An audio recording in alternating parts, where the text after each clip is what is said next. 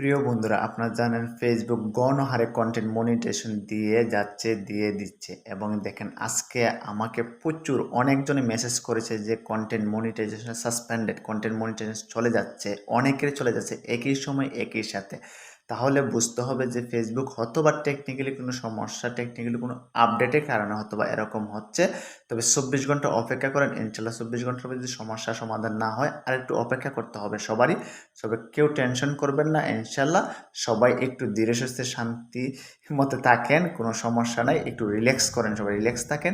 এরকম হতেই পারে কয়েকদিন আগে আবার ফেসবুক সবাইকে রেকমেন্ডেশন এবং বিভিন্ন নোট রেকমেন্ডেশন করে দিয়েছিল। আবার কত 24 ঘন্টার ভিতরেই অনেকে আসছে, বা 2 দিনের ভিতরে সবার চলে আসছে, 72 ঘন্টার ভিতরে আবার অনেক জনের চলে আসছে।